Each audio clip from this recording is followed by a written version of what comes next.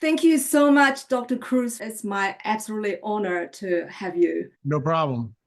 Most people know you as a highly respected neurosurgeon, but you also been referred to as the modern day Einstein and the father of light water magnetism. Over the past 20 years, you've been teaching the three fundamental forces, or we call it the laws of nature, that has transformed countless people's lives, including my own. Can you please explain what the three fundamental forces are and why they're so critical to all life on Earth, including humans, plants, and animals? I wouldn't call them forces. I would call them things that are present on Earth that determine the thermodynamics. The planet and the sun determine how the forces interact here. I mean, the forces that we're talking about, those are the four fundamental forces that you find in physics, which, I think most people know is gravity, electromagnetic force, weak force, and strong force. But how light, water, and magnetism reacts to those forces on this planet is the key. And then when you understand that NASA, who uses SETI to look for extraterrestrial life, those are the three thermodynamic givens that they look for in other planetary systems as well. So it's not really a stretch to come up with those three ideas. The big stretch is to figure out how those three ideas fundamentally work on Earth. That's really the recipe that everybody's after. Yeah. So can you explain how this threefold, I like to call this fundamental forces, how do they interact and fuel all the lives on Earth? Well, I mean, they interact in a lot of different ways. There's no one rule book, but probably the most important or easy way to understand it is sunlight is captured by water. Water then turns into the stage in which things can happen. It makes the light energy that's in light useful to do physiologic work. And then magnetism, the part of it that I think most people know about is magnetic flux. So, for example, magnetism on Earth. The reason why Mars is a dead red planet because it has no magnetic field. Well, it has a little one, but it's really, really tiny compared to the Earth. And we happen to have one, and our planet's teeming with life. But the other big thing is that we have magnetic chemicals in us. What are those? Those are all the free radicals that have one unpaired electron. Everybody knows what those chemicals are called, but many people don't know that they're magnetochemicals. They utilize magnetochemistry, and that never gets really talked about too much in biochemical circles. So the way in which we use those free radical chemicals are really, really important and makes things really unique on this planet. Yeah. So that's how the cells bond together and communicate, and also our, our body as a human being connect to the outer world and something larger. Well, I don't even know if I would go to the cellular level yet. I think when you understand that what underpins life is the atomic molecular organization of life. Like, remember, before there were cells, this started at hydrothermal vents at the base of the ocean. And there was only primitive membranes available at that time. There was no real cells. We call them protocells. Yeah. But that original chemistry began there. Why most people don't realize the things that come out of hydrothermal vents is actually heat. Heat is a form of light. People don't realize that. Then when you think about what else happens there, that's actually where there's hydrogen and CO2. And when you have this mix in proto membranes, that's actually the first thing that we use with electricity to form a true cell membrane. That's kind of where life gets its, origin, both in a bacteria and archaea 3.8 billion years ago.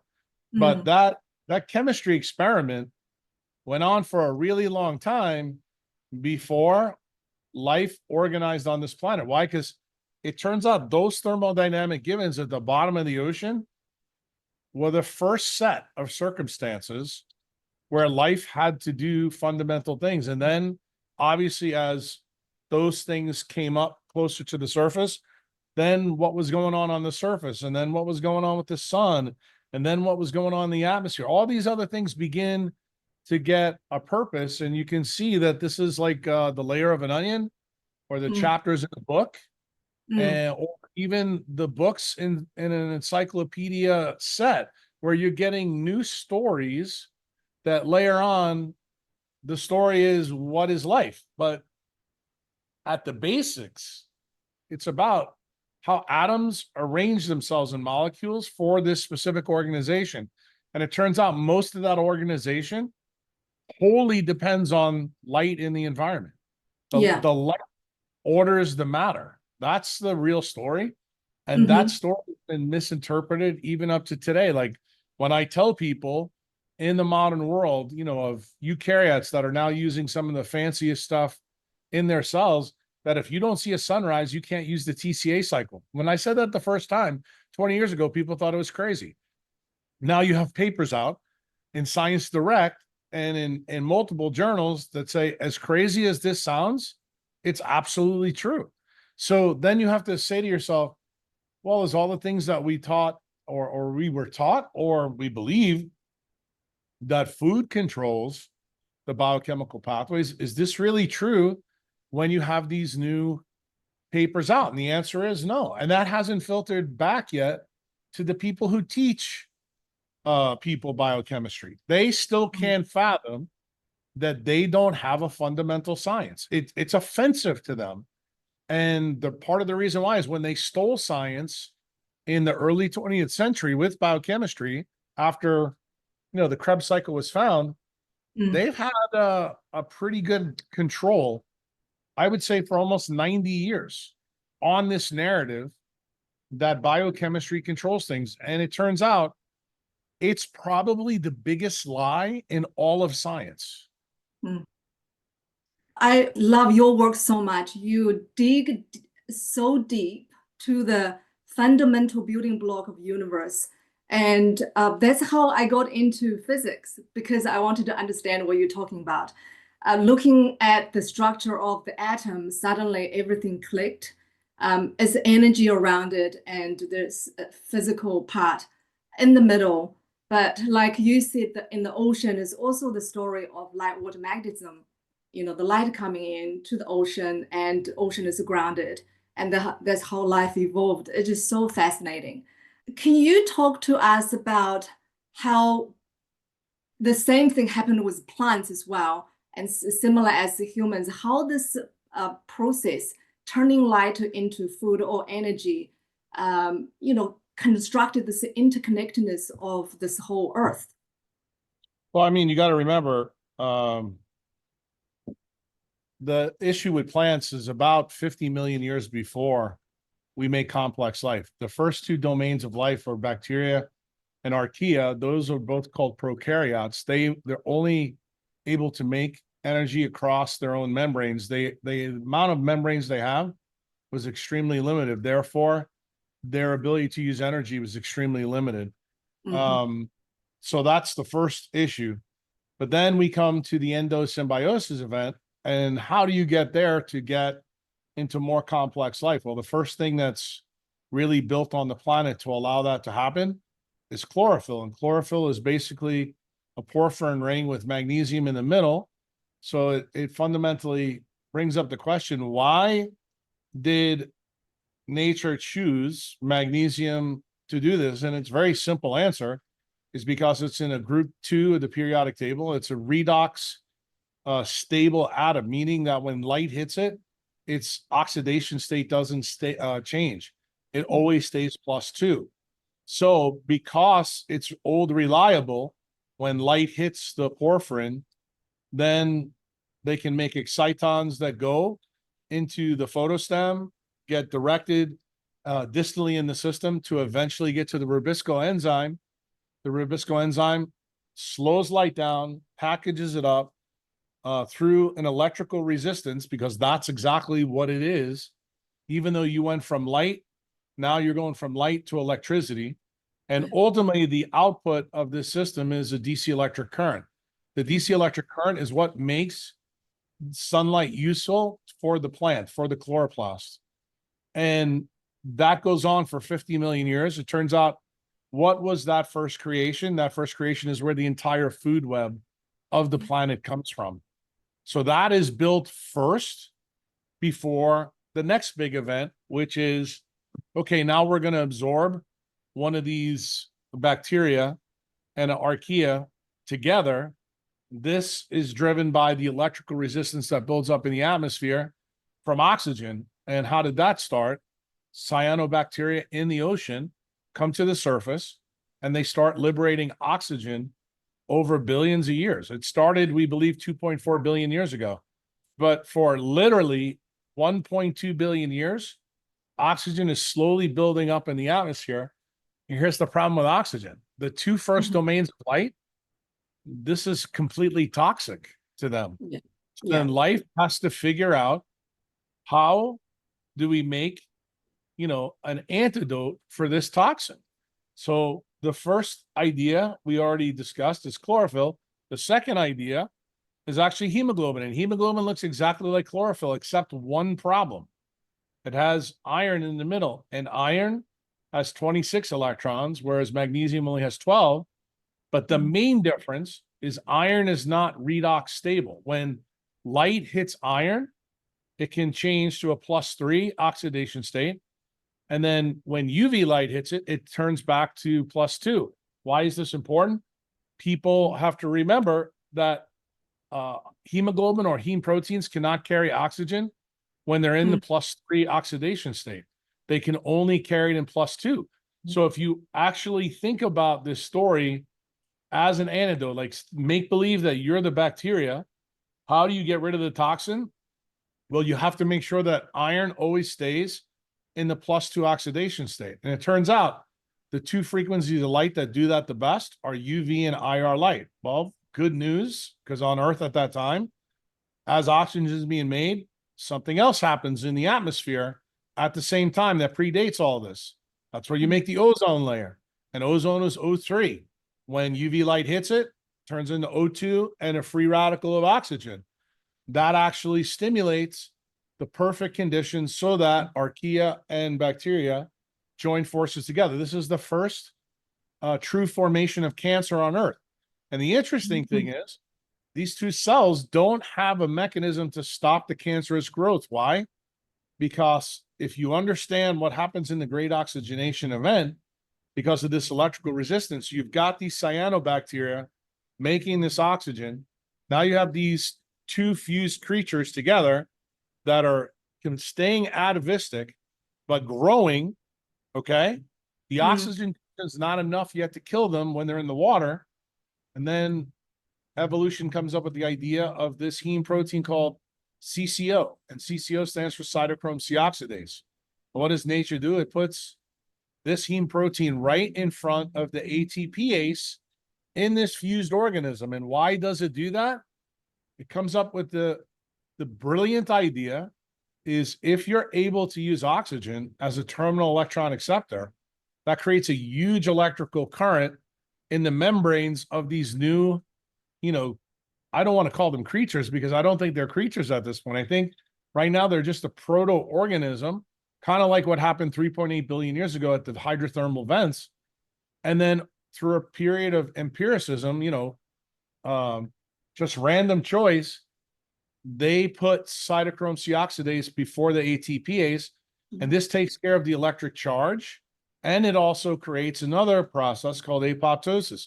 And what does apoptosis effectively do for this endosymbiotic event? It stops the unfettered creation of making huge amounts of cells uncontrollably. And it actually gives this proto-organism the first ability to control growth, even though they're making huge amounts of energy from this new oxygen tank. And over a period of millions of years, this process is honed and culled and supported. And from there, we get the first form of life called eukaryotes, which is complex life. This is when cells have a nucleus. This is also now when cells can have membranes inside of cells. And it turns out the bacteria that was absorbed into the cell through the endosymbiosis event, it has a deletion of its genes all the way down to 37. And it turns out of those 37, only 11 genes can make the cytochrome proteins. Cytochrome C oxidase becomes one of those proteins.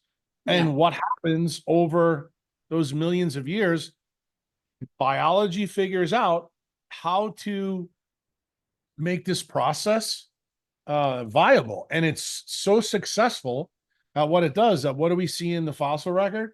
Literally, from an outsider looking in, overnight, 32 phyla explode inside of eukaryotes. In other words, we go from 2 forms of life to 32 forms in the eukaryotes. But literally, for almost, I'm going to tell you, this is almost 2 billion years, life stayed single cellular, allergic to oxygen. That's a long time. And now they're able to take care of oxygen. And then what do? They sequentially use different metabolic programs to use it really well. And it turns out when you really look at the Cambrian explosion, which is about 600 million years ago, there's a couple of very unique features that happen there. Not only do you come up with the heme proteins, but then you come up with another really unique flaw. It appears to be a flaw because no one's actually explained it until I started explaining it. 600 million years, DHA shows up in all membranes. That's things that you get from fish oil. And it's never replaced one time in 600 million years. So it kind of tells you that because everything we know on Earth is about change, but this thing doesn't change when complex life is forming. And that makes it very peculiar. And generally, if you know anything about Claude Shannon's work and his laws, he came up with an idea for Bell Labs in 1948 that basically said that anything is really unusual actually has a purpose for nature. And it turns out that DHA issue is one of those things that needs to be discussed. And then the other thing that needs to be discussed, we have this theory of evolution made by, a British guy from 1859 after going through a trip in South America that lasted about 5 or 6 years. And he says that small little mutations lead to changes. Well, this story about the Cambrian explosion doesn't fit his narrative at all. I mean, you have 32 phyla of life showing up overnight. This is almost as crazy as the physicists that say the Big Bangs, everything came from nothing. Well, that's kind of the story of life on this planet. Like the people in religion and the people in physics, they don't like to talk about this, but they have a lot in common. And what they both believe at their fundamental core is that something came from nothing. So because we already know the position of religion, that you basically come down to faith, then we have to ask ourselves about what's our faith in science. And that's kind of what I'm talking about here. If you can't explain how these things happen, I think it's pretty fair game that the religious people out in the audience turn around to Richard Dawkins and Nick Lane and everybody else and say, you believe in religion too. Your religion is called scientism and reduction. Why can't you explain this cogently? And to be honest with you, when you realize that all these people are biochemists, all these people have a huge DNA bias, it turns out that their story doesn't add up. And the real part of the story that I think is the most important piece to make sense of the science side is to truly understand what happens in the Great Oxygenation event, because it turns out that event is germane to the first set of semiconductors on the planet, which is chlorophyll. Then it innovates the second set. And then we have the fifth extinction that happened 65 million years ago. And magically, that one also is linked to light. And in that one, what do we have? We all of a sudden have an explosion within the mammalian tree. And let's be clear here. Mammals were already on the planet while dinosaurs were roaming the earth for 140 million years, but they were very small, had small brains, and really were inconsequential. But it turns out when this asteroid hits the planet and photosynthesis is turned off, all of a sudden this sets the stage for mammals. Mammals become the dominant thing on the planet, and the only dinosaurs that live through this event are dinosaurs that can fly. And that should get you to the next big question. The next big question is, what do these two animals have in common when it's tied to light that would make sense for them to get through? Because remember, my critique of food gurus and biochemists, they always tell you it's about food. But here's an event where photosynthesis is completely interrupted. We know that the food chain is interrupted. We know that most things on Earth die, like about 75%. And we know the two animals that get through, and what makes them both unique, again, if you're thinking like Claude Shannon, they both have mitochondrial capacity for different reason. And it turns out the theropod dinosaurs have it to fly. That's why they need that capacity. And eutherian mammals need it because they live outside the sun, underneath the ground. And it turns out that those two events, when light is disrupted, actually explains the reason why life is the way it is today. And it turns out that over the last 65 million years that we've had these food gurus and biochemists in the mammalian clade claim that food is the big story. And I just basically told you, from 2.4 billion years ago all the way to right now today, none of that makes sense. Their story doesn't make sense, never has made sense. But nobody holds their feet to the fire. And do you know the reason why? Because nobody has a better story to tell until now. And now there's a different story. Now the story is there. The story that I laid out in podcast recently to exactly what the point of hemoglobin is and why we use a free radical called nitric oxide to actually decrease the amount of binding of oxygen and also affect the amount of ATP. This was important during the Great Oxygenation event when hemoglobin is made towards the end of that. And when you actually see this for yourself, you start to question and go, wait a minute, if this is the evolutionary story that's present on Earth, how many things that centralized medicine teaches people really is true? Yeah. And it turns out it's not a lot. In fact, there's a big hole. There's a really big hole for the people that are linked to the nuclear DNA story and to biochemistry. They have more explaining to do than I think Dr. Fauci does right now, if you want to know the truth. But I'm about the only person out there that's holding their feet to the fire. And how am I doing it? Because I've become an expert in 20 years on biophysics. And it turns out the biophysics puts big, huge holes in their battleship, humongous. And these are not holes that are easy to fill. And I've been waiting for 20 years for people to tell me that I'm wrong. And I keep shooting my torpedoes at them. And all I get back is ad hominem attacks. I don't get back any good scientific explanations why I might be wrong. And I just keep laying the theory out, giving you more data and more data every year. And it turns out every year I get less crazy. And every year people begin to realize that the truly crazy people are the food gurus and the biochemists for believing what they believe and never question anything. That's the story. Yeah. Food never makes sense to me because I used to eat really well. I was growing up in the rural area, so we make everything ourselves. I was super, super healthy, and I thought I would never get sick. So I eat well, I go to the gym, but 9 years ago, I found myself in a health crisis. So it's not food, I know for myself. So that's why I started looking for the real answers of health. And that led me to your work, Dr. Jack Kruse, especially around, the laws of nature and also quantum physics. You go down to the fundamental element of how life works. That really explained everything because that is the building block of life. Well, I think it is too. I just think that the problem is that I think what you see in humans that have been taught the biochemistry way and the food guru way is that you have to unlearn to relearn. And it's very, very difficult for people to unpack their own conformational biases to accept that they've been lied to. Why? The Dunning-Kruger effect is a very, very powerful thing for people. They don't like to realize that they've been lied to and fooled.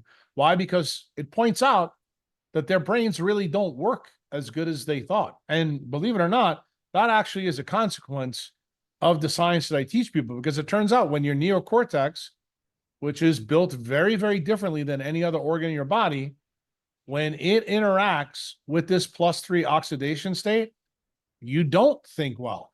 And this is part of the reason why for the last 90 years, we actually haven't seen anybody question this paradigm. And the point that I like to make to people, I think we're in the same situation in biology today that physics was 500 years ago, all the way up to 1905.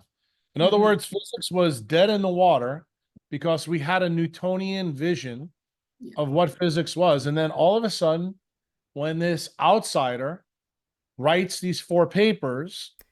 Albert Einstein revolutionized physics in 1905 with 4 groundbreaking papers: 1, photoelectric effect; 2, Brownian motion; 3, special theory of relativity; 4, E equals mc squared. And the number one thing out of those 4 papers that really changes the game is that time is relative. And you have to realize, why is this a big deal? In Newtonian world, when time is absolute, what is the consequence for that, for not only physics, but also biology? This is the interesting thing. Cause and effect is a real thing in that world. It turns out when time is relative, what does it mean? There is no cause and effect. Now, that has been true because of what Einstein said for 120 years. But I will tell you, to point this out to people, what did the biochemists and the food gurus use as their gold standard in their science? Randomized control clinical trials. What is randomized control clinical trials? It's cause and effect. So right there, you're beginning to see how they used pseudoscience to be their gold standard. So then you have to ask yourself a question, because when the people that prop up that paradigm, what's their famous cliche they always say? Well, this is, causation without, proof. And I'm like, well, wait a minute. Everything is based on probability. Everything's based on the uncertainty principle. So what are you telling me that this is, a problem with causation? There is no cause and effect. And when I point this out to people, I have to tell you, especially the biochemists, the people with PhDs, they initially say things and then they go do their homework and come back and find out that I'm right. And then they have nothing to say, because then they go, wait a minute, if that's the case, they immediately realize my point that I made to Yurberman and Rick in that podcast. So that means nothing we believe is true, because everything in biology is based on what? Randomized control clinical trials, which is not the way we should be studying nature. We need to be studying nature with the science that she uses. And that science is quantum mechanics. Yeah, absolutely. I absolutely love that. You talk about how light is influencing how we think. I find it really interesting. I totally witnessed myself as well. Can you explain how actually does that interaction work? Yeah, I mean, it starts with, it's a big, long story, but I'll have to give it to you like the condensed version. Think of your cell as a bag of fluid that's got saline in it, meaning salt, and then has all these other things in it. Light comes into it, and we keep pumping light into it. The light collects in the cell builds up an electrical resistance, and then it does things with that light, but then ultimately there's light left over.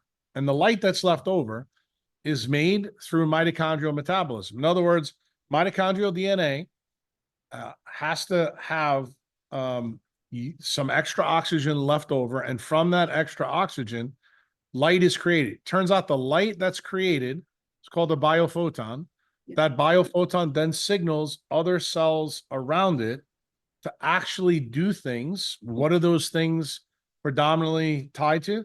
They're tied to both neurotransmitter release, but they're also tied to other chemicals that create an electrical resistance there. And that flux between the light and those chemicals is where thoughts come from. Mm, mm, Everything is photobioelectric. mm. It's not bioelectric as the biochemist wants you to believe. If you don't have the story of light down, you're missing Archimedes' lever that moves the entire system.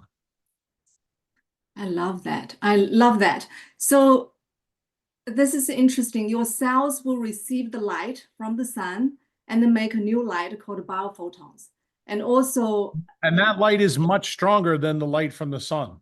yeah, you mentioned that. It's some, like, even in the UVC range is absolutely amazing. Well, that's not actually the frequency is different.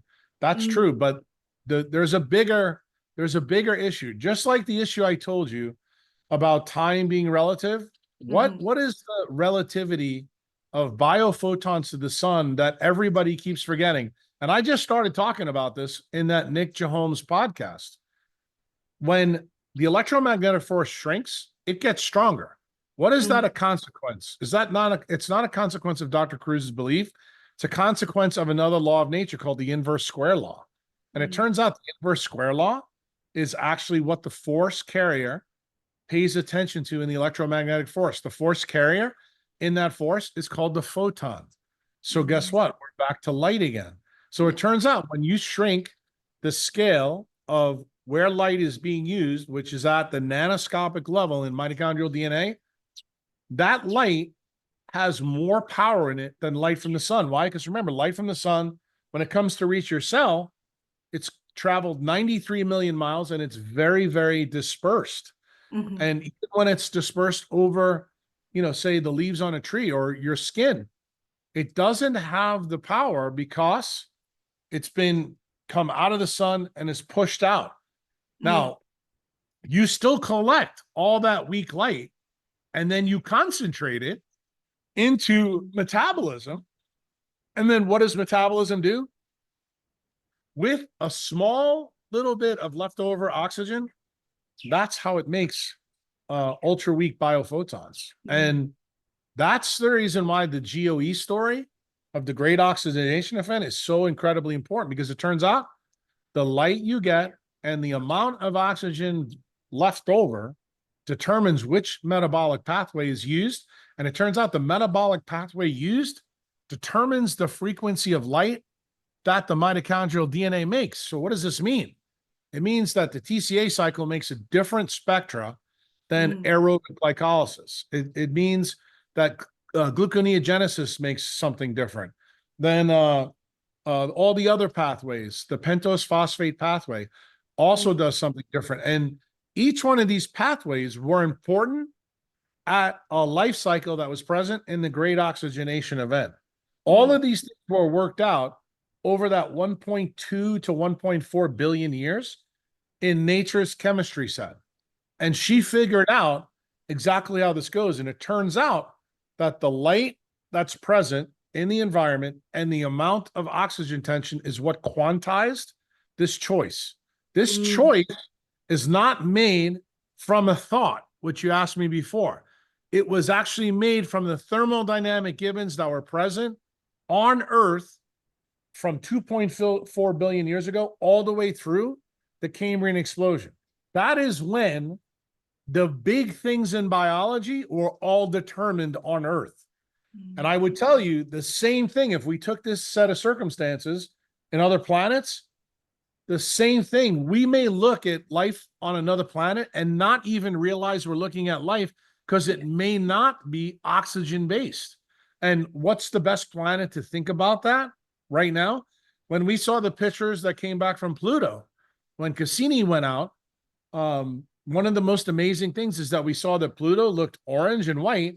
It was frozen, and we found out that the orange part was nitrogen ice floating on the surface. And that makes the question, could life functionally be built around frozen nitrogen? Would they use nitrogen cages then? The answer is probably no. And then you think about Saturn and what we found on Saturn with the ring structure and the fact that its magnetic field is mostly made of gases, and the gases, go around the planet so fast. And you think, well, you couldn't have a theropod dinosaur flying at 800 and 900 mile an hour winds. They don't have enough mitochondria to offset that. So then you begin to realize, well, what kind of life could be on that planet? And the reason I bring this up is because I think in order to be a really good cosmologist or evolutionary biologist, you have to really master what happened on this planet. And what I'm here to tell you is that the food growers and the biochemists, they haven't even mastered what happened on this planet. So why would you ever listen to them about anything that their opinion comes on? The only thing they're good for is actually to know that these biochemical pathways exist and they can put them in a book, and they should just shut their mouth. Because it turns out all of those pathways, they're easy to learn. They're not important. What's most important that we still don't know yet is what is the biophoton spectra of each pathway when this version of light is in the environment and this amount of oxygen is present.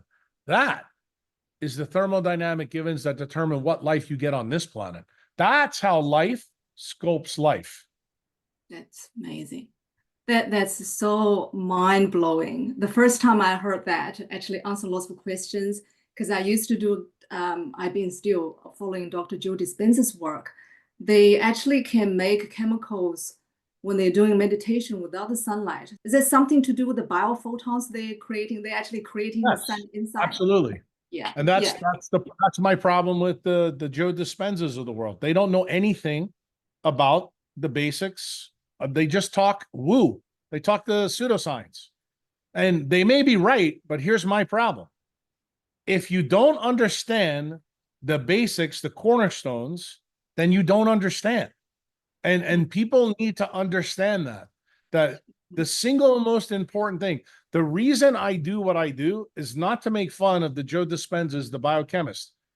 My real goal here is to get at the core mistake that science has made, that they believe people who believe in religion have made the big mistake that they believe something came from everything. Well, they do too. And the problem is they have a duty to the public to tell the truth about that. And until they realize that they have had the answer for a really long time, but they've ignored it. Why? Because they paid attention to the wrong things. They paid attention to biochemistry. They paid attention to the nuclear genome. And it turns out the biggest part of the story happens at the Cambrian explosion, when mitochondria begin to transform environmental energies into biophotons. That should be the biggest story in the world. And it still gets less than 1% of the NIH budget. That's sad. That's really sad. This mitochondria is just absolutely so critical in my journey as well. So I was looking at it as like what inputs go in, what outputs come out. You would talk about the light. What are the inputs going into mitochondria? We know the light is food is the story of light. What are the inputs? Actually, I wouldn't say that that's the case. Remember what food provides? It provides an electromagnetic barcode of the sun, but it also provides electrons and protons. That is, if you really want to look at what foods really are, they're giving the subatomic structure of the Cambrian explosion every single day. In other words, we are redoing the same experiment that happened 650 million years ago.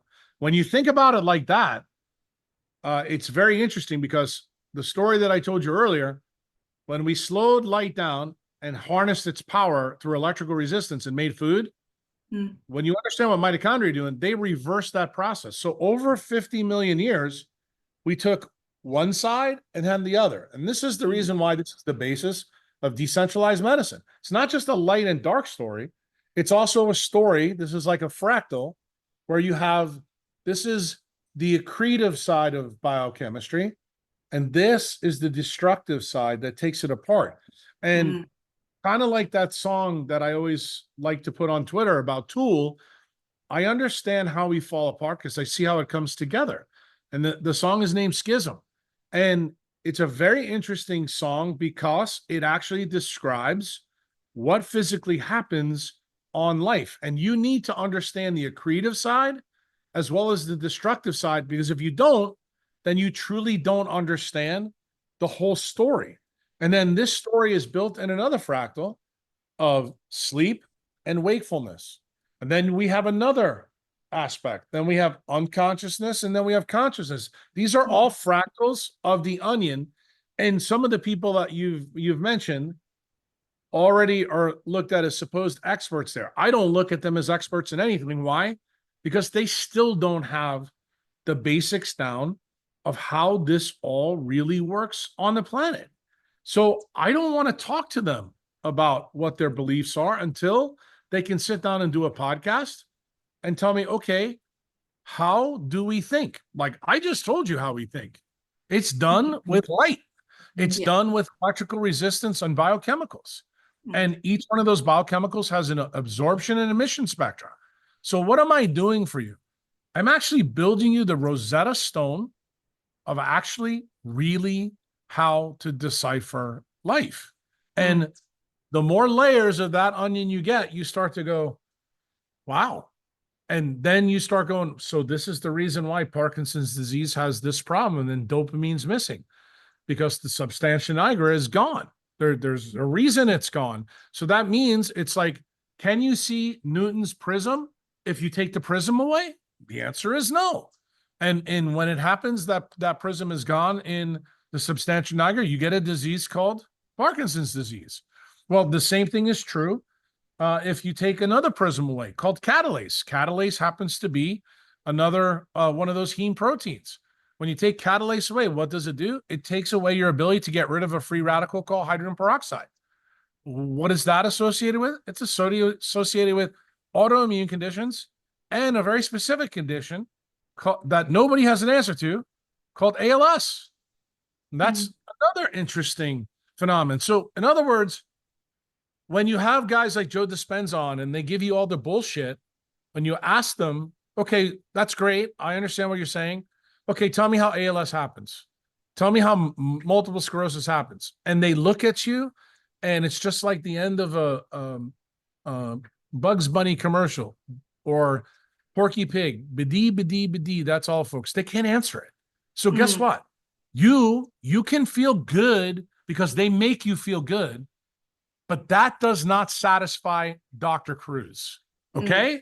And Dr. Kruse is going to keep rolling the rock down the pathway until we get to the answer. Why? I don't care about half-truths. I don't care about bullshit. I don't even care about good ideas, even ideas that I think are right. There's a lot of things about Joe Dispenza that I think he's right about. But because he can't explain the fundamentals, I dismiss him. I do the same thing with guys like Nick Lane. I do the same thing with guys like Thomas Siegfried. And people will say that's arrogance. I don't think it's arrogance at all. I don't think that we should pay much attention to anybody who sells us a half-truth. We should listen to them. We don't throw the baby out with the bathwater. The good things they say, then we need to build on those ideas to get to better places. Just like I know already for me, I don't have all the answers, but I can tell you this, I got a lot more answers than those people have. Why? Because the curiosity doesn't stop. That's what I love about you. You have this insatiable curiosity. That's how all of these brilliant ideas actually germinated. I've been following your work and also Dr. Joe Dispenza's work. I've been on the mission to actually bridge this two. When I was reading the quantum physics books, and I noticed there's a quantum field theory. The quantum field is the thing that give rise with all the particles, all the galaxies, including the solar system we live in. And every one of them has a different zip code, but they all connected. So what made me think is that possible to connect on Earth, from the planet Earth to that quantum field that created everything? And I know the mitochondria also makes electromagnetic field. So that's very exciting for me. So does that have any connection with how we tap into the quantum field. Yes, absolutely. And I mean, this is the interesting part. When you understand that life is basically formed in a quantum loop between the sun and the earth, and it's a cathode and anode ray, and then you really take it to the nth degree and realize that the electric and magnetic fields that are created when light interacts helps that. Then here's the interesting part. Remember, Birkeland currents connect different galaxies. Birkeland currents are plasmas that those filaments stretch. We never knew about them until the 20th century because we didn't have the tools, to examine them. But remember what I told you, at these cosmological scales, since scale is big, what happens to the electromagnetic force? It actually gets weaker. The interesting thing is what happens with gravity, the exact opposite. At cosmological scales, it tends to get stronger. So this is the reason why we have galaxies in a different area. And it turns out that when you get to a smaller level, like on one of those planets or one of the galaxies, this is why it seems nature always picks the electromagnetic force to build life around. It doesn't pick gravity. It'll use things in gravity that are useful to it, but it doesn't really seem to use it as one of the fundamental forces.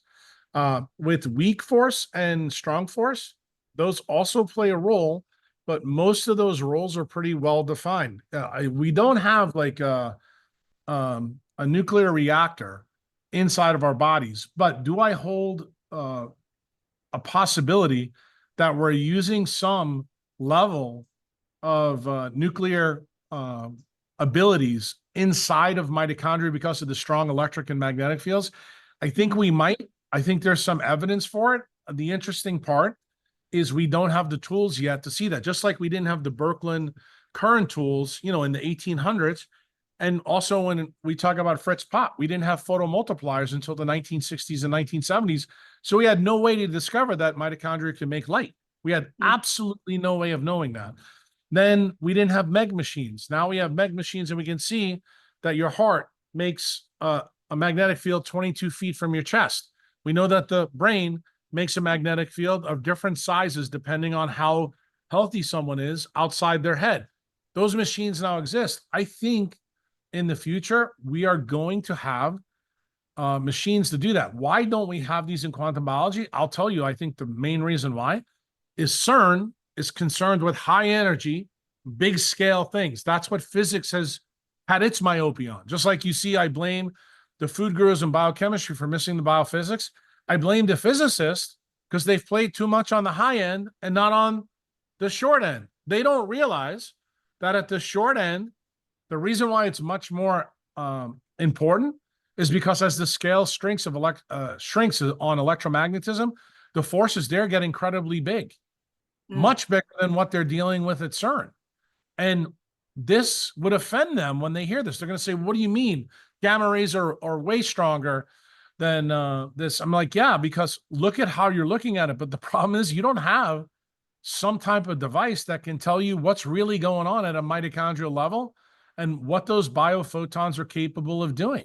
And when I casually sit down with a physicist and I show them a mitochondria that's got cyanide bound to it, and that we shoot a bunch of biophotons in 635 to 645 at this, we can take a chemical that will kill everything with a mitochondria and make it unbound just from light. And then I say to them, okay, now I just showed you something that you thought was physically impossible. Now I just showed you it's possible. Then the second thing I like to do with them to blow their minds is just remember the ATPase. The ATPase, there's papers out there from 2004 published in Nature that show that the quantum roto nano torque engine, the ATPase, is 100% efficient in red light. Now do a hard stop. If you're a thermodynamic physicist and I say something like that, you got to fall back in your chair and say, wait a minute.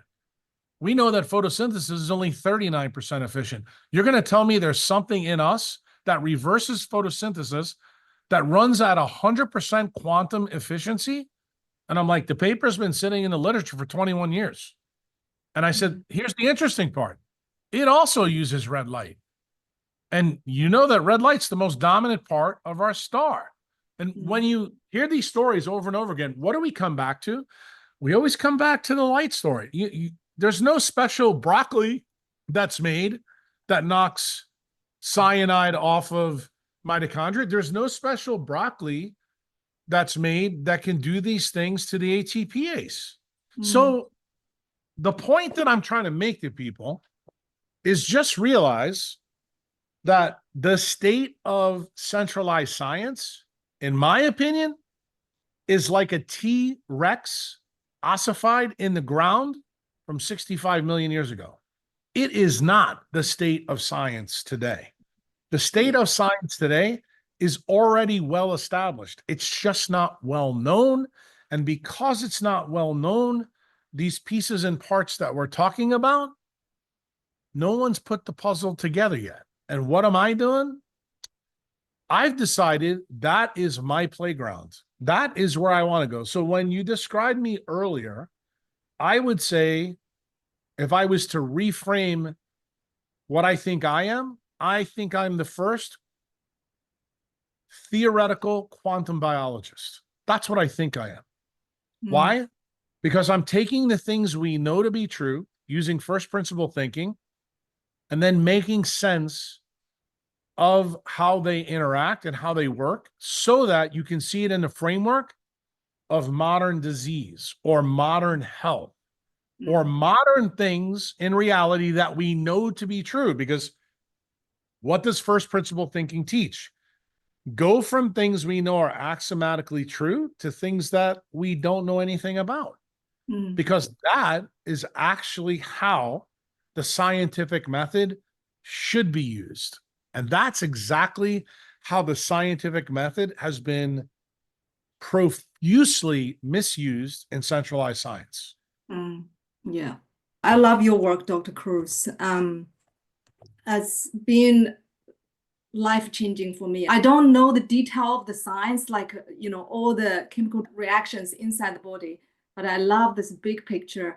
The first time I learned that we give UV light and we give IR, and then to me, I thought, okay, UV and IR must be very important to us, without understanding the detailed science.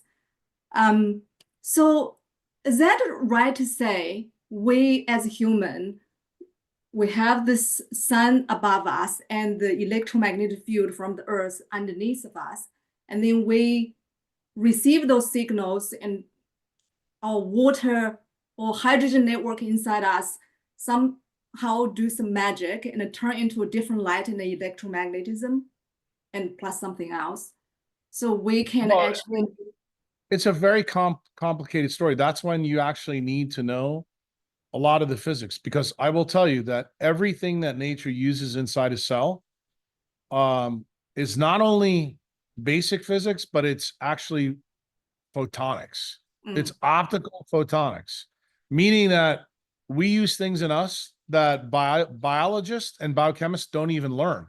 So this is the reason why I kind of chuckle when people ask me about Ray Peat or Nick Lane or even Joe Dispenza. Why? Because they don't have any lexicon for this science. Therefore, why do I want to talk to them? Why? They can only bring me so far in the dance, okay? And what I'm interested in, I'm not interested in the dance that they're describing. Why? I already know that dance. Everybody knows that dance, okay? What's the interesting part is what's behind the curtain. What are the things that really move the needle?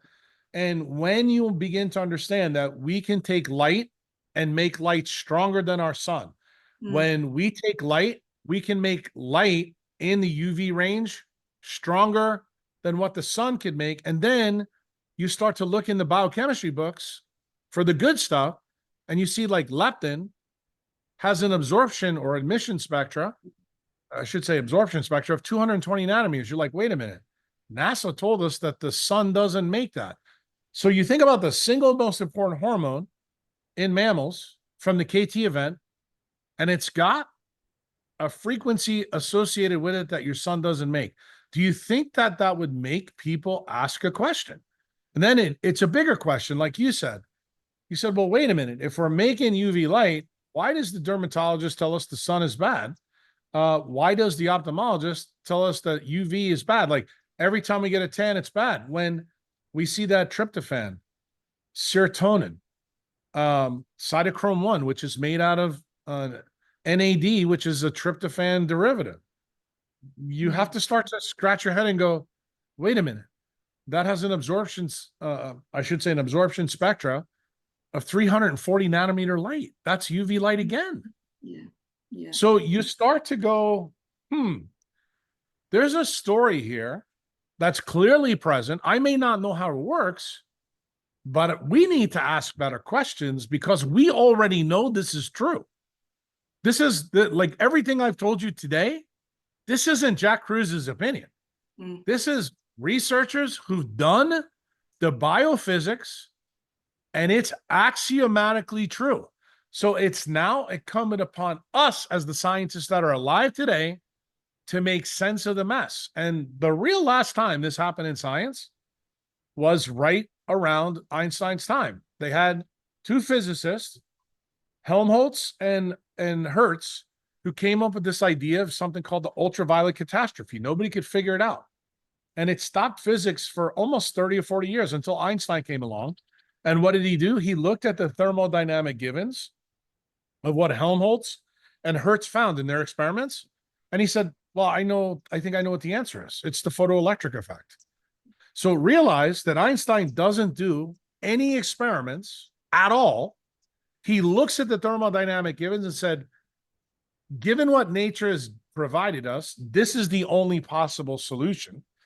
When he tells physicists this, you can imagine in 1905, they look at him as a guy with crazy hair sitting in the Bern office looking at trains all day. They're like, come on, this can't be true. And here's how crazy it is. He writes the paper in 1905, has no footnotes. He doesn't get the Nobel Prize until 1922. But do you know what happens? People don't believe him for so long that the United States hires a scientist named George Millikan to do the experiments that Einstein never did. He did it in his head.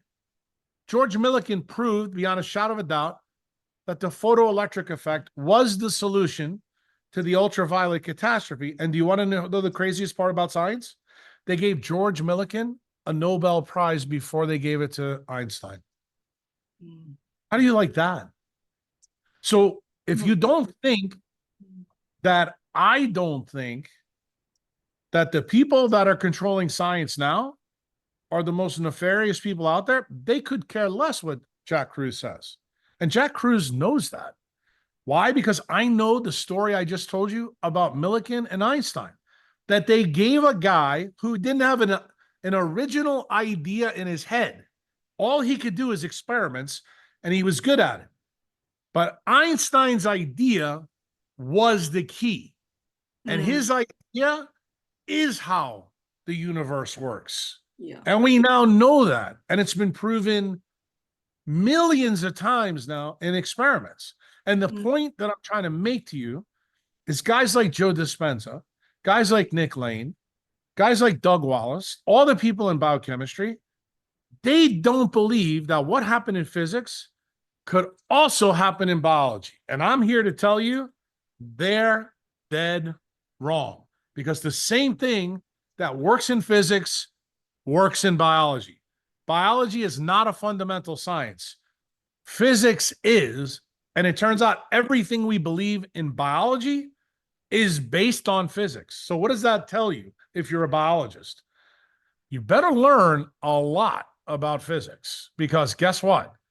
That's the answer. That's the answer that the public needs to improve public health. That's the answer that doctors need to begin to have tools in their tool bag to help patients. And it's also the reason why I am not going to apologize to someone like you about when I criticize Ray Peat or Joe Dispenza or Doug Wallace. Why? Because I believe they're blocking us from the truth. Yeah, the biology is a branch of physics, right? It's That's how I view it. Yeah, That's not how biology views it. When they hear this, their head explodes. yeah. That's why your work is so important, Dr. Kruse. You know, it would be a perfect opportunity to actually bridge all of other together. Do you see spirituality and science, quantum physics, could emerge in the future? Yeah, I do, but I don't care about it.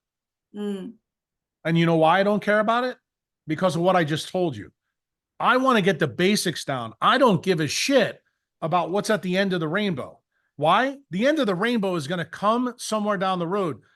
We first have to get past what I just told you about ultraviolet catastrophe and the photoelectric effect.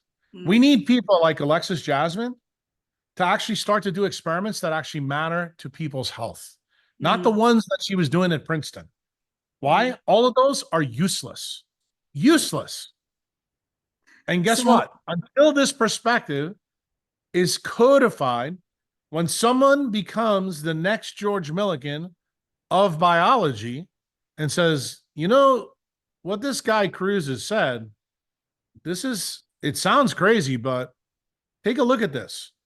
This whole thing with biophotons and small scales and how it's targeting all these boxcars, and it creates an electrical resistance, and it creates a pattern in cells, and this pattern can be used and then switched anytime the light emission from a mitochondria is changed or the oxygen tension changes.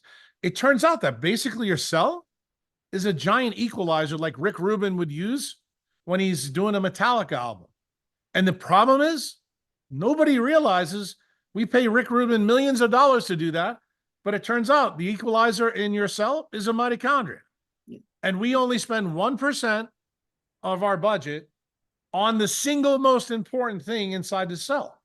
So excuse me when you ask me a question that I could care less about. I want you to know the reason why I could care less about it.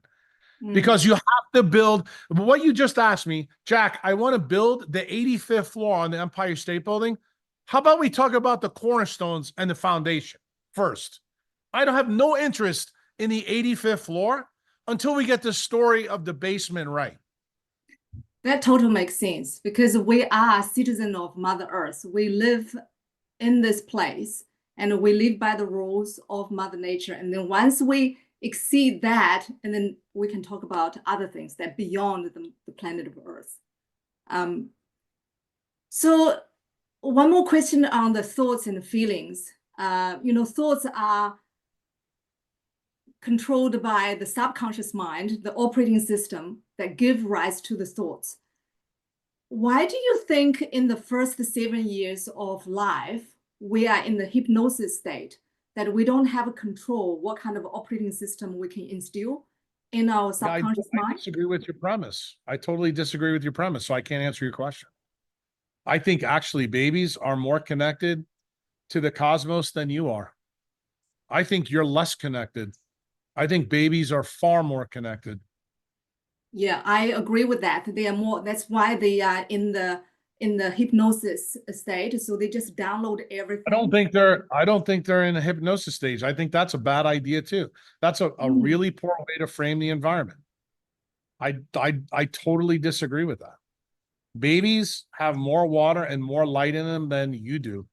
That means they have more of the connection to what life really is in them. You have less. You are all the way out on the spiral of the galaxy. They are closer to the black hole in the center of it.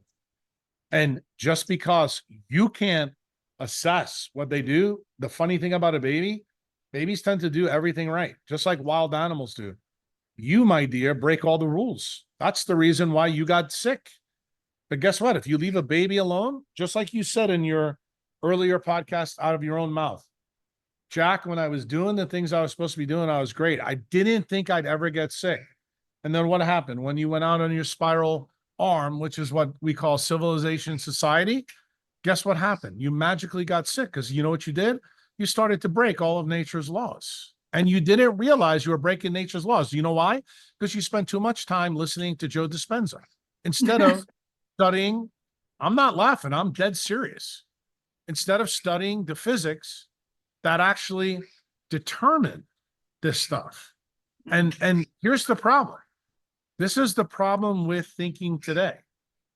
people don't really look at this the way they should. When you want to deconstruct life, you have to realize every step, you have to go back with the way it came through evolution. And the problem is, most of the things you believe about evolution are tied to archaeologists. Turns out archaeologists are useless in the step between primate and man. There's no missing links there. You know why? Because it turns out there wasn't a really big change. It was done through one gene called POMC, which is what melanin is tied to. And when you begin to realize that, you go, oh my God, this is also a quantum biology story. So the story that you need to focus in on, the three levers of those semiconductors: chlorophyll, hemoglobin, melanin. That is the skeletal system that life is built on. Then there's a lot of other stories that go around it. But no, I totally disagree with your premise that babies are in a hypnotic state. I don't believe that at all. I think in utero life is when you're the most alive. I think you're the most dead as you become an adult. Just because you have the ability to reason means that reason comes from electrical resistance that occurs in your brain. And it turns out in adults who lose that electrical resistance, they can't think, which is 99% of people that will listen to this podcast. Do you think that's something to do the programs we're downloading in the first 7 years that make us behave a certain way in the adulthood? I think that the environment definitely sculpts us, but I think if you left a baby alone and you just gave him the basics of what they need, which is a good light and dark cycle, food when they need it, I think that those kids will grow up to be savages, absolute wild humans. And that version of humanity is gone from the face of the planet. I think centralization, civilization, society builds. I mean, just think about some of the things that are going on in our world now that are like really freaking people out.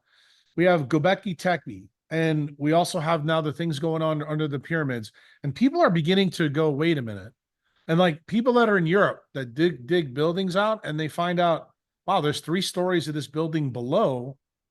We didn't know that. Like, I don't think that we have any fundamental clue about truly where we really come from, because we haven't thought about the story of evolution really, really closely. We haven't thought about how the story that's present in the Bible of all different religions, it always has a story tied to light, which is, I think, very, very interesting, because you know that all the world's religions are very different. But what's the one thing that links them together? It's the same thing that links theropod dinosaurs and eutherian mammals. And when you actually realize that, the way in which we think, I think a baby's thought pattern is very powerful, almost telepathic, but it has too much entropy. Why? It cannot focus down. And the thing is, what makes us different as we get older, we have less entropy the way we think. And what does that do? It collapses the waveform so that reality manifests with the decision-making process we do. With babies in utero, everything is possible to them. This is the reason why they can come out perfectly healthy. They can come out with every disease. Like, everything is a possibility. And the interesting thing is, not everything is a possibility for someone who's 56 years old who has ALS. Yeah. And in fact, many of those things actually become much more improbable. Remember, I didn't say impossible, because what does quantum mechanics teach us? That it's less probable than not that they're going to be helped.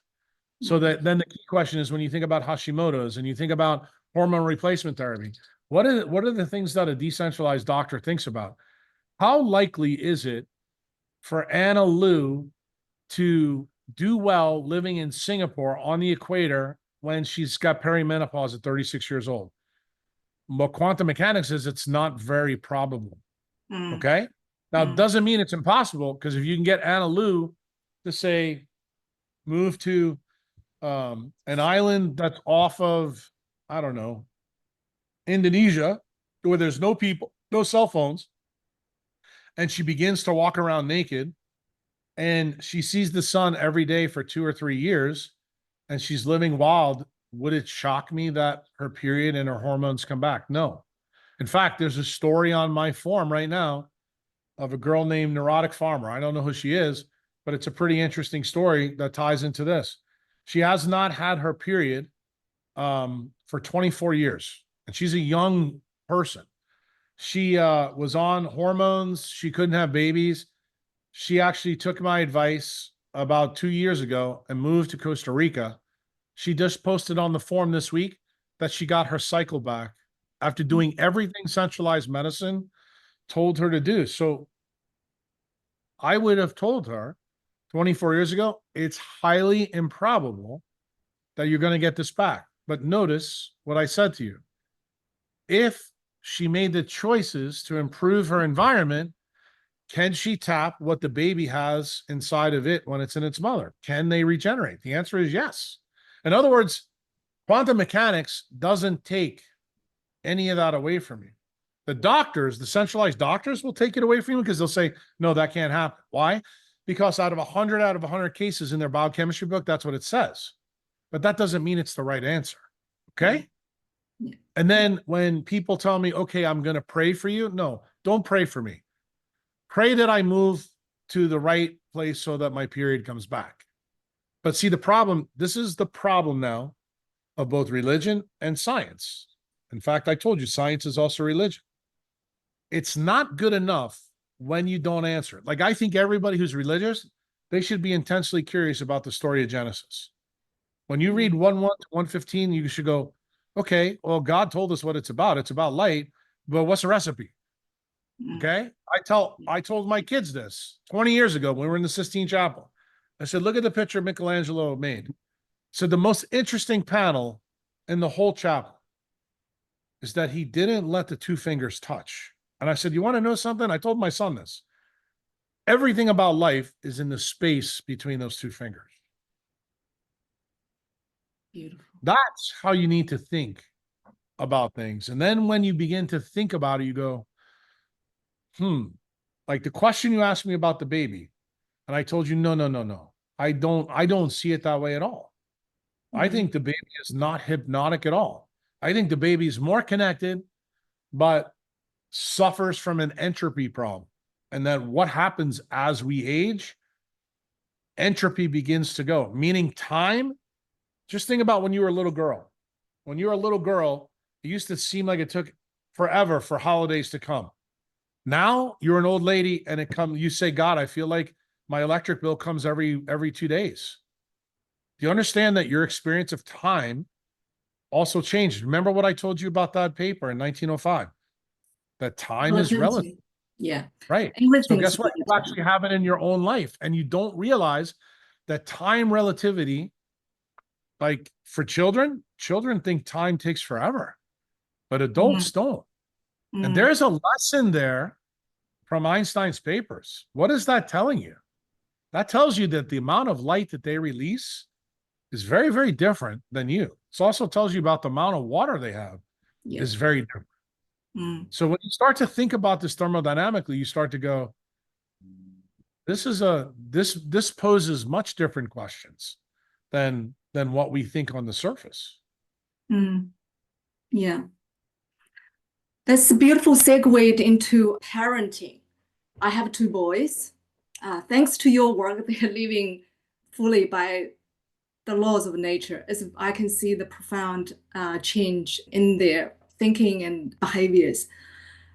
So I'm from Generation Z.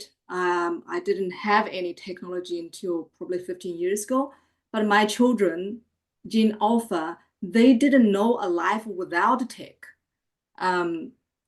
So what do you think that impact on the parenting style in the modern day? Well, I actually said something to you yesterday during our Q&A. Didn't say it to you, but I said it to everybody in the room when I talked about Marshall McLuhan. Marshall McLuhan was, the father of advertising, probably, I wouldn't say father, probably uncle, because Edward Bernays is really the father.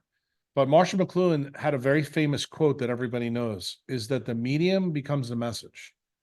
So the question that you asked me about your children, because they've grown up in a tech dominant world, I'm going to tell you that technology becomes them. And this is a very scary idea, because you now are aware of the science that I'm teaching people, and I'm telling you exactly what this means, that the way technology has been built by the people, the architects have built it, is very destructive for that mitochondrial side of things. So the fact that you've made the decision as the parent to put them in an environment where they can be more wilded, this is actually a very good choice. But the problem is 98% of the parents that are going to listen to this don't even have this perspective yet. They have no earthly idea how putting the cell phone up to the side of the kid's head creates problems, that it shifts their hemoglobin to +3. It means their brains can't work. They're much more sensitive to radiation when this happens. They have no myelin in their head. Then that sets them up for a chain of events that happens down the road. And then all the diseases that Bobby Kennedy's talking about now in Maha, they manifest in your children, and you have no earthly idea that the digital babysitter that you bought from the Apple store caused it. So I'm going to tell you the answer to your question is Marshall McLuhan isn't dead anymore. It should resonate in your head. The medium becomes the message. And the medium right now in civilization and society is the aberrant use of the electromagnetic force. And it turns out that's how advertising, like you asked another question about how we think. I'm going to tell you, advertising is another method of thinking that uses the electromagnetic force to wirelessly deliver a message from a marketer into your children. They have been way more successful than you have as parents. And you don't realize that as soon as you give them an iPhone or an iPad, you've already lost. You know the story of the Trojan horse? That's exactly what the iPad and the iPhone are for children. You've already lost as soon as you wheeled it in. And that idea should really resonate with people who are fans of Marshall McLuhan. Why? Because I believe we've already got the guardian at the gate, which is technology. Now the next big thing that's even worse than technology is artificial intelligence. Why? Because now you're taking artificial thoughts, which are based on the electromagnetic force. This is light that's being used to go into your children's head as a USB drive to disconnect them from how biophotons are really made so that they can think for themselves.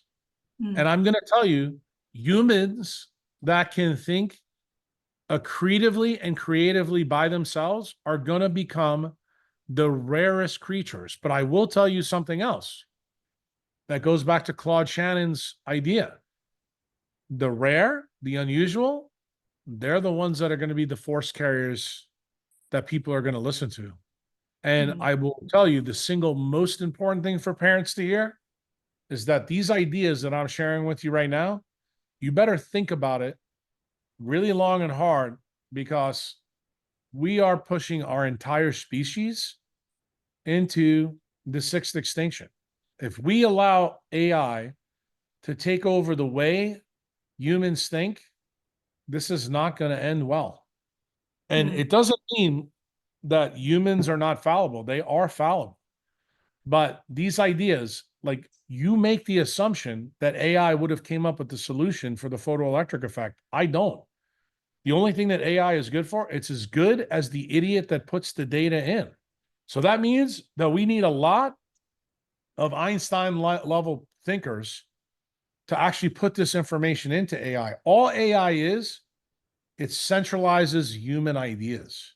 And this is the medium and the message here. And when you understand that, when they're able to get control of the way humans think through the people that control the AI, this is when the battle is lost. Parents need to understand that basic. They've already done it with light. You don't realize that when I grew up out outside. I didn't have any technology. So that's the world that I grew up in. I personally believe that's the reason why my brain works the way it does. I don't see too many people who think like I do anymore. Why? Because of what you said. Because most of the kids out there, they have been polluted, and it started with video games. It started with the Commodore 64, and then it went through Donkey Kong and Pac-Man, and then it's, at all the other games they play, Doom and everything else. But now it's in everything. Now it's in phones. Now it's in TVs. It's in refrigerators. It's in your washer and dryer. Like, if you really are good, you train your children how to go into the motherboard and take all of the RFID devices out and all of the things that emit electromagnetism out, and just use a refrigerator for what it's for, is to keep your food cold and return the entry back into your kitchen. That's really all you need a refrigerator for. You don't need your refrigerator to talk to President Xi in China. It just doesn't make sense. But you have to remember, the architects that are building this technocracy, that is very important to them, because what are they trying to do? The medium is their message. They want you to that you just bought a refrigerator, but you didn't. You bought a Chinese spy that's sitting in your house that actually keeps your hamburger meat cold. That's all you bought. And until you get that level of sophistication, you're going to realize everything around you is the same way. So this is the reason why, as I said to you before, understand that technology and AI is destructive to mitochondrial biology. That means that you as a parent need to disrupt the message so that you can reconnect them to what they're designed to be. And you can show them the picture of the Sphinx. You can show them the picture of the wild animals, in Africa or in the ocean. This is what wild animals do. It's not what your teacher tells you. The hamburger meat that we eat at home came from a cow that somebody killed. And that's not a fundamental bad problem. That's actually how the decentralized web is designed to work. That's what you have to do as a parent. You have to stop being friends to your children and tell them the truth. Turn them in to great thinkers. This is really difficult to do. Why? Because most parents are dumbed down by the technology that they think is making them more productive. All it does is makes them more obedient idiots, so they go deeper in debt. That's all it does. They don't realize the entire system is built against them. They have no idea who the wizard is behind the screen. And it's very disruptive for them when they see it, because then it goes to what I said to you before. This is exactly what we saw in COVID. People don't want to know really what happened with COVID. All the people that took the shot, they're like, great, I'm Jack, I'm glad you know about all this, but I don't want to hear it. Why? Because I already feel bad enough. And I'm already feeling bad enough because I have 3 jobs, because if I didn't take the shot, I had to go get another job to pay the bills. So I get where they're coming from. But here's the problem. It's okay if those people don't want to hear the truth, but it's not okay to keep the truth from your children. Because it turns out, because you're a dumbass, you just ruin the world for them. And you have a duty to tell them the truth. This gets to the point of what I told you before about Doug Wallace, Ray Peat, Joe Dispenza. Do you understand why I am a pain in the ass for those people? Because I know when you sell people a half-truth, you always get a lie. And this is how society is destroyed.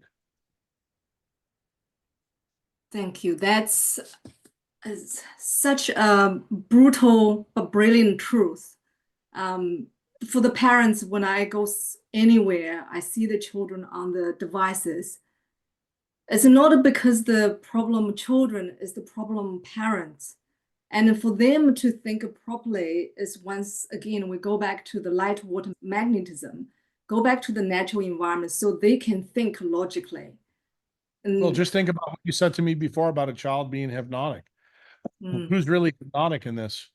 See how I just turned the tables on you? Turns out the parents that you're viewing, they're the ones that are the zombies.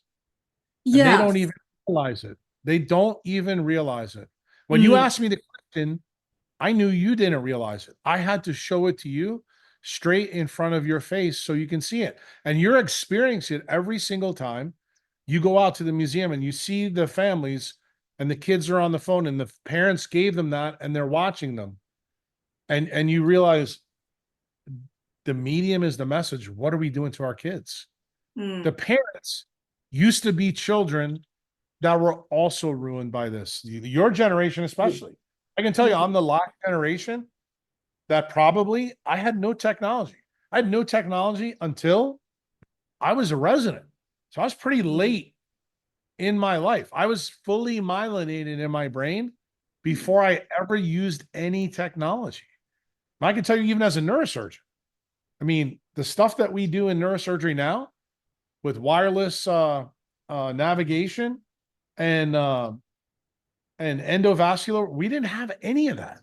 I trained to do neurosurgery the old-fashioned way. And there is a benefit in doing that because we don't realize the new things that we have allow us to do some pretty cool things. But those cool things are because our patients now live in a blue lit world. That's the reason why they have the aneurysms they have, the AVMs they have, the reason why they have the dementia they have. So here we are making new tools for people that are already zoo animals because the technology that now neurosurgeons rely on are actually cause the problem. So you realize that it means the arsonist is the firefighter. And when you realize that, then you really start to ask the fundamental question I asked you earlier. Who really is the hypnotized person? I submit to you, the older people, not the children. So the question I was asking about the baby is really why nature designed the baby that way. So in the first 7 years, you don't have the ability to control what go into your subconscious mind. So basically they're taking everything in, even it's bad. So nature doesn't make a mistake. Nature doesn't make mistakes, but you have to remember, when it comes to us, we're very different than our nearest cousins. Like you have to look at a baby chimp when it's born and a baby human. Baby chimp is born with its brain fully functional and it's able to fend for itself right away. We are the one primate that's not. Why? What was the trade-off that was made? The trade-off was made of these two frontal lobes. And because the brain had to be born immature, that is the reason why human babies are different than chimp babies. Why? We are born with immature central nervous systems and immature bodies and fat little bodies. Why? Because you're going to use all that fat to actually make these frontal lobes. Chimps don't have to worry about these things. They come straight into the environment and they live. But what's the collateral effect of two frontal lobes? We're the one group of primates that live longer than the gorillas or the chimps. So it turns out, what if you believe Darwin was correct, which I've already told you I don't, if it's truly survival of the fittest, that there's some fitness to this. I would tell you the story that I just told you, proof positive that another controversial thing I say is true. It's survival of the wisest. Because it turns out it's really wise to have your baby born with an immature brain, to do it the way we do it, because what do you get? You get an extra 25 years of life when you do that. So guess what? You're able to thrive, but are you thriving because you're the fittest or the wisest?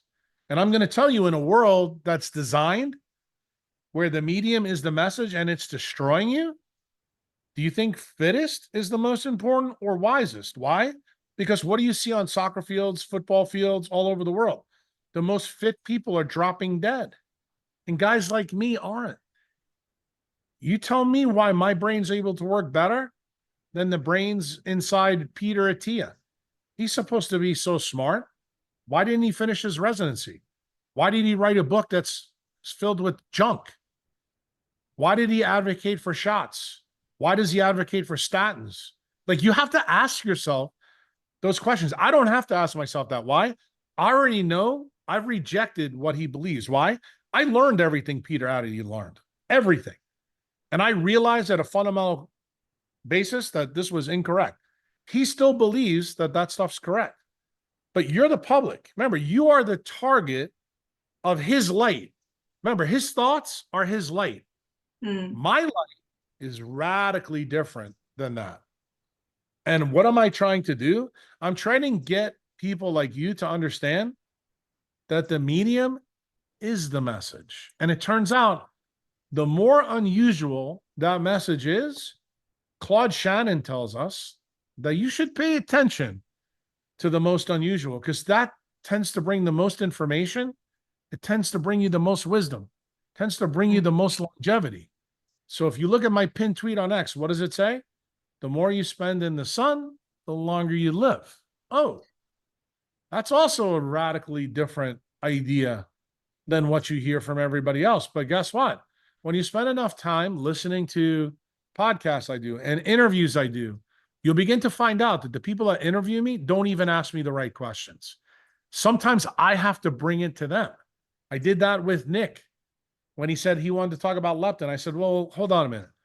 Let's start at the GOE and lay it out. Well, people found that discussion very interesting.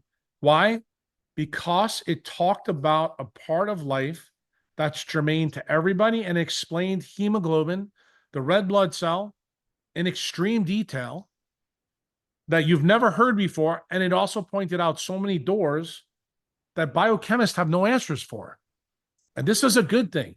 We shouldn't be afraid of the empty doors. Those are the doors that I want each one of you to open up. So when you read a book or a chapter in Peter Attia's book and say, this makes no sense to me, you know, go down that pathway and say, there's no way I'm taking a statin. There's no way I'm taking the jab.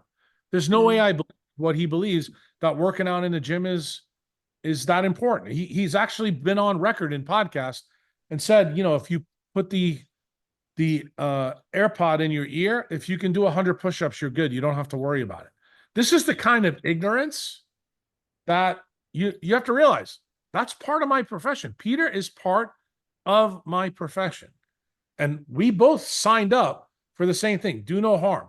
Do I think Peter thinks that he's doing the right thing? I do. I think he thinks he's doing the right thing, but I have a duty because I have cornerstones that he doesn't have. So I have a duty to tell you, I have a duty to tell everybody else. And that makes me the asshole, but I'm okay being the asshole. Why? Because nature taught me that being the asshole is actually the key to becoming the wisest. She's done so many counterintuitive things. Like when your child watches the lion catch the antelope on the BBC and you look at it and you go, God, that's brutal. Guess what? That's a lesson of nature. When you see the great white shark get the baby seal, you may not want to watch your kids watch it. Oh, no. You want them to see it. Because that's exactly what's going on in Europe right now, where you have people from equatorial Africa going to Sweden, raping women. Why? That's a story of the deconstruction of your frontal lobes happening right on your Twitter feed. And none of you believe that the medium is the message. I got news for you. Food doesn't cause that. A light does. Absolutely. That's the key. Yeah, your work has transformed so many areas of my life. Yeah, only last week I spent 10 hours in my garden because I neglected, and I did the winter garden in one go. I thought I'm going to be so aching, sore everywhere, and the next day, no.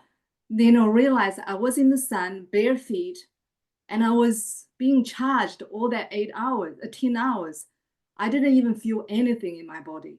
It's just incredible to pay attention to those. Yes, absolutely brilliant work you've been doing. And I can see through all of those. You are a renegade thinker and a bold truth teller. Truth is just truth. Doesn't have any charges to it. So thank you for doing what you're doing. One of the areas that changed how I see is gardening, growing food. I've been learning how to grow food for a year, but then I felt like something of the same feeling as how I saw health. It's just very, very difficult. Like we use a lot of synthetic fertilizers, and also we spray to try to get rid of bugs. What do you think has gone wrong in the food growing industry, in, from the commercial and also the home scale? What has gone wrong?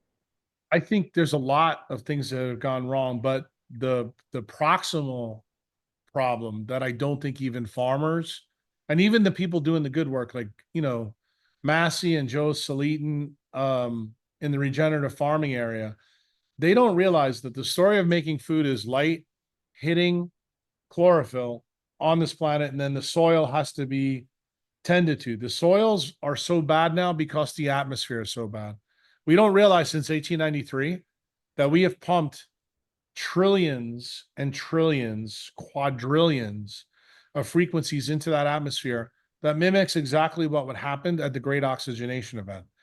And people don't realize, because the atmosphere has fundamentally changed, that just the germination of seeds had to be altered. That's the whole purpose of what Monsanto was about. It's not that Monsanto is the evil empire. It's that the governments in the world filled the airwaves with all this terrible energy, and this energy isn't dissipated. It'd be very different if we actually made something that could consume EMF and get rid of it so it wouldn't cause a problem, but nobody's actually thought to actually do that. And when I did my TED Talk that got banned, there was a girl that was on the stage that came up with a beautiful idea of a battery that could take all the electromagnetic energy in the environment and charge your cell phone up with it. And I thought to myself, God, we need to have things like that everywhere in the environment to take all the excess energy, to absorb it so that we can put it in. And if you think about it, it's very similar to the story of chlorophyll and hemoglobin. Why? Because it reduces the electrical resistance by taking all the energies up. And what farmers don't realize is, because the atmosphere is so dehydrating, that's the fundamental reason why their soils are so bad. It's the reason they have to add potash in. It's the reason why the bugs are a problem. Like, we're creating an extinction event for the microbes in the soil. So it should be no shock to anybody where this comes. But the diagnosis of the problem, even for the regenerative guys, thinks that they need to add things back to the soil, which is remarkably the same as people like Joe Mercola, who tries to sell people supplements you need, or Ben Greenfield, or someone else. Why? Because you have a defect in you, so we need to fix the defect. This is the level of thinking, and I call this smooth braining, because it's a very linear way to think about it. And what did we just spend almost 2 hours talking about at this point? That quantum mechanics is stochastic. It's not linear. It's like this. It's very messy. And the thing is, when you understand, you change the thermodynamic givens, all the other things have to change with it. And unfortunately, that's not what happens in centralized farming.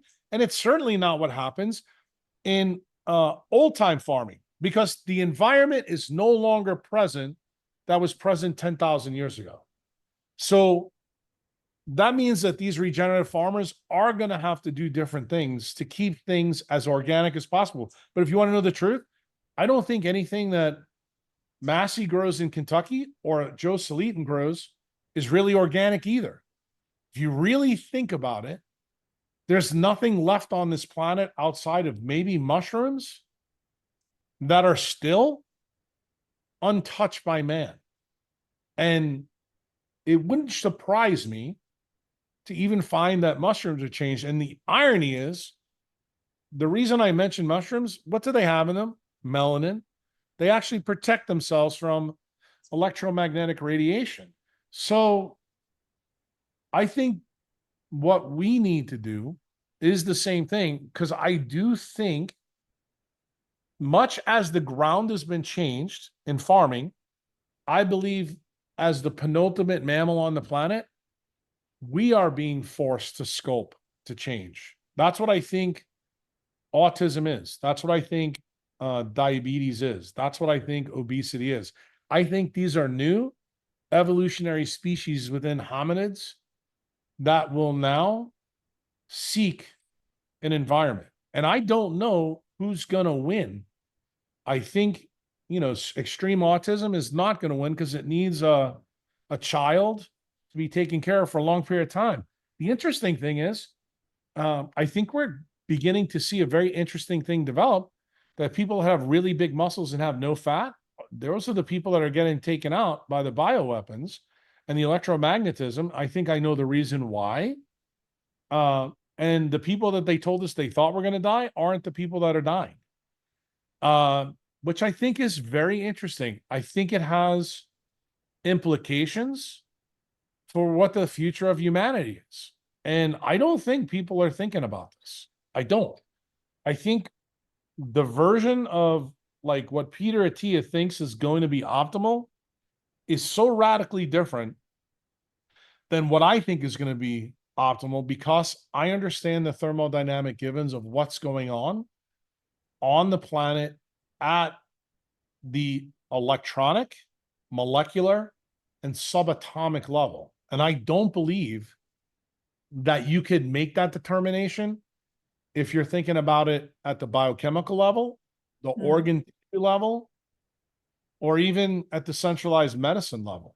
And I think that will be borne out over the next 50 to 100 years, because I do think there's going to be a renaissance in biology, but it's going to be not by the people that are in power now. It's going to be by the people that take the science that I've done and actually begin to examine it and begin to try to prove me wrong, just like George Millikan tried to prove Einstein wrong. Then I think that's when the golden era of biology really begins, because then we're going to start to spend 98% of the NIH budget on mitochondrial dynamics, not on nuclear. And then I think we're going to be really able to move the needle for humanity. Yeah. So the plants are similar as human, but because they are rooted in the soil and always in the sun, so they should be less vulnerable than people. No, I mean, you heard what I just said. What's the key variables there? The ionosphere is polluted by electromagnetic radiation. So if you can be tan in California, but your vitamin D level be terrible, what do you think that means about photosynthetic yield of a tree in California? Not very good either. And then what does it mean for the soil that's there? It means that the farmers there are going to have to do way more for the soil than they would, say, if they were in the Amazon basin. And we're already seeing that that's in fact true. But the problem is, you have to realize, is food grown all over the world now? No. Most of the food in the United States is grown in California, Florida, or it comes from Central America. So when you start to really parse this out, even plants are struggling with the medium is the message. Why? Because the thermodynamic givens that control their life, the canopy of the sun and the soil, they're no longer under the control of nature either. Man is manufacturing changes there as well. That means plants will also have to adapt. Yeah. Oh, that's the beautiful way to segment to the last question, last section.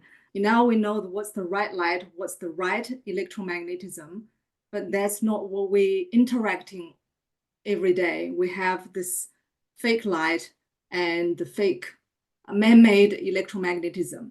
Can you speak a little bit more on that? Because we're spending lots of time at home. So how do we make our home environment as optimal as possible so we can actually reduce the man-made light? Reduce your home environment. That's the answer. Reduce your home environment. Start to go back to how humans were wilded. Remember the story of Darwin and the beagle, when he went past Patagonia and he saw a little tan girl standing in Patagonia, buck-ass naked, when it was 20 degrees. Nobody lives like that anymore. But guess what? Those girls lived there and were proof positive that actually human beings could do it. Nobody lives as wilded human anymore. So what do you have to do when your children are addicted to the medium and the message? You have to build part of their life, whether it's when they're on summer break, or maybe they live half a year someplace else that's not well developed. This is where actually anti-capitalism, anti-Darwinism is actually a good idea. I'll be very honest with you. I'm going to tell you something. I think I've said it on one other podcast, but this is going to be pretty controversial. I would love the opportunity to go spend about 6 months in North Korea and examine the people there. I have a funny feeling they're the healthiest people on the planet today. The reason why is they live as close to the way the American Indian did and the way the Amish do in the United States. Why? They don't have a lot of food. They live in brutally cold environments. They don't have a big power grid. They're controlled by a communist who centralizes everything, where the government has all the power, the people have none. The people only have to live by nature because that's all the government gives them. That would be a very interesting experiment. Why? Because it would completely blow up the Western narrative that, oh, well, society, and especially when you consider you go past that border between South Korea, all you have to do is go right into South Korea and look at the difference between the two. Yes, I would agree that South Koreans are technologically advanced. They have way more money. They have this, that, and the other thing. But I'm not so sure they live as long as the people in North Korea. And I think that would be a really interesting study for biology to actually do, because I believe that story of Darwin and the beagle in Patagonia, the best place to look for that is in remote places in the world, like in Tibet, at the top of the mountains, the places that I just visited in South America in the jungle. Those people, they were absolutely amazingly hardy. They didn't look like anything of the people that come to see me as patients that have all this money and all these fancy houses. In fact, they had no fancy houses. It was very, very interesting for me to see that, to make me realize when people ask me the question about what your house should look like, there's nothing anybody lives in that's close to what I think is the ideal. And I think the answer here is for you to rewild your environment as best you can where you are there, and be mindful of that and make no apologies. You know that I get a lot of critique when I do podcasts that I never wear a shirt. I never have shoes on. No, I don't do that. Why? Because the first, 6 decades of my life, I was in blue light all the time, up all night, doing things I shouldn't have been doing. So I have to give back. If I want to stay on the planet long enough to get all the knowledge in my head out to people, that these are the things that I have to do now. If I stayed in the environment that I was built for and that I was trained in, I would have the outcome that most neurosurgeons have. Most of my mentors, they died. Some of them lived a long time, but they died very, very sick. Their brains didn't work very good. I've had 2 faculty members come down with blood cancers, and I actually know the reason why. I've also had, many of them come down with dementia early in their life. And I know none of them know what's going on either. And the crazy thing is, it's a really sad story because neurosurgeons are the smartest people in medical school. It's the hardest specialty to get in. Most neurosurgeons are really bright people, but it turns out they also are very myopic.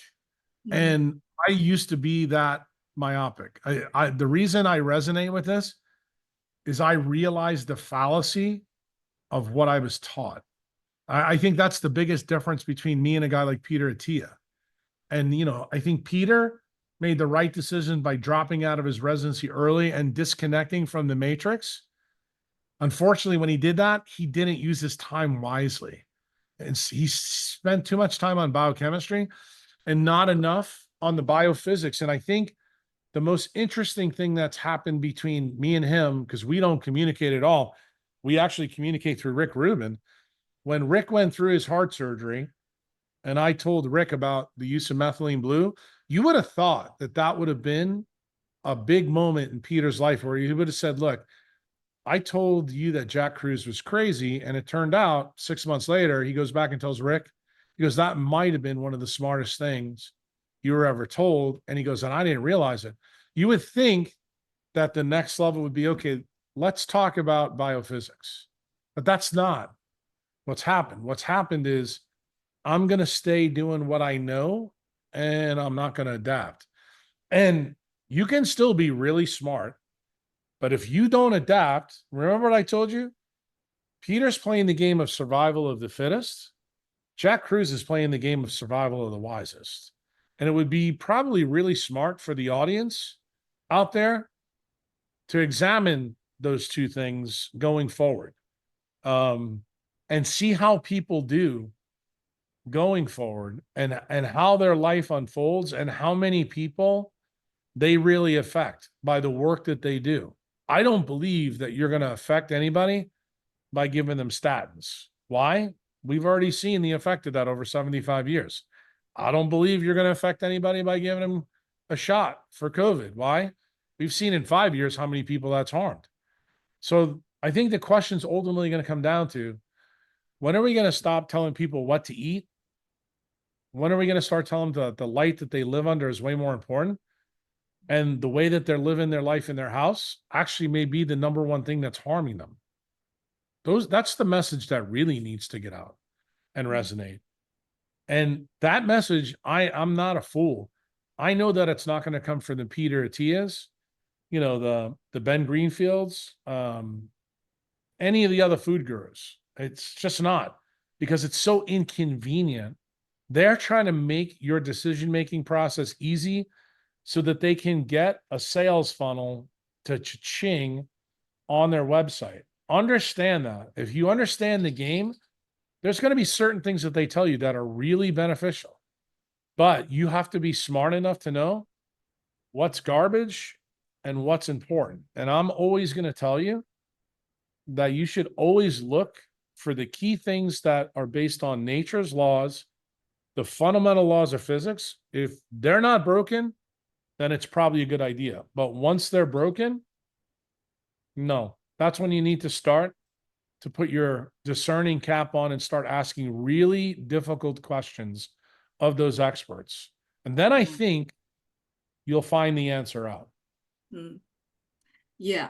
Before you can ask those good questions, you must get your light environment right, because it's all connected, right? That's absolutely correct. That's part of the reason why I told you before that when people ask me, what do I really do? I actually teach people how to be a first principle thinker.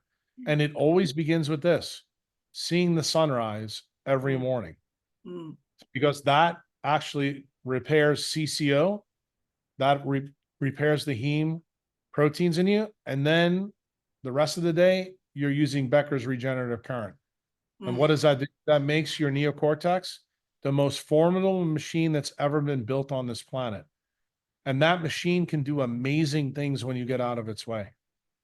The problem is, not too many people realize it. I can tell you, I made the mistake for the first 40 years of my life. And I had a pretty good machine, but I abused it. And when I realized that I could change that, that's when the machine began to work even better. My brain works better now, I think, than it did 20 years ago. And part of the reason for that is I know that that brain's older, but the connections that it makes are radically different than the connections it made at 20 years old, 20, 30 years old, or 40 years old. And what does that mean? That means that there's going to be a baby out there right now whose mother is listening to this podcast, who's not going to give it a digital babysitter, who's going to continue to feed it seafood, take it to the park every day, and then magically that brain at 20 years old is going to be able to comprehend all the things that are in Jack Kruse's blogs after he's dead for 40 years. And that person is going to fix the world. That person is going to come up with ideas that no AI could ever come up with, because it's got a quantum computer in its head that AI could never touch. That is truly my target audience. The people that aren't even born yet, that I know are going to provide the answer to the 99% of the obedient idiots that are watch this. That's really who my market is. I can totally vouch that. Since I adopted this lifestyle, living by laws of nature, everything has changed. Also make you see everything differently, like gardening, relationship, and everything in life, because you can think better. you can start asking those questions, which is brilliant. I think we come to time. Thank you so much for your wisdom and time, and most importantly, your encouragement to make people think and challenge everything they've been taught so they can take a path to the truth. And I really, really appreciate your work. As I said, you're not only changing my life, my health, and my lifestyle also impact the next generation, how I parent my children. And then I hope that will impact their children. So this is an absolute ripple effect, all because of your truth telling in the last 20 years. So before we go, how do people find you? If they want to talk to you and become your patient, how do they find you? Dr. Jack Kruse, just about on every social media. The best way is to probably become a member of my website. You can do that free. Read all the things that are on the forum. It'll take you 10 years to read it all, but there's a lot of stuff there. If you read enough and you find something that's interesting, you want more of my time while I'm still on the planet, then become a gold member. You can become a platinum if you have an advanced degree in healthcare. I have a part of the website that's built just for doctors to see. That has some pretty high level things on it. And then if you decide to do DIY Jack Kruse, you just sign up for Patreon. There, you'll read my blogs. You won't get much input from me, but I keep laying down truth serum after truth serum after truth serum. And then it's incumbent upon you to put the lessons together and stack them together, connect the dots yourself. Some people like to do it that way. But generally, when most people are sick, they're like, look, I don't have a lot of time to cut to the chase. What do I need to do for this, that, and the other thing? And then eventually, when they learn it, then they get better, they want to learn all the other things, because then they realize how incredibly important this is, for other people in their life. So I think I provide the opportunity for people to do it any way they want. I think I've done a ton of podcasts. I mean, probably over 1,000 at this point. So you can look at those.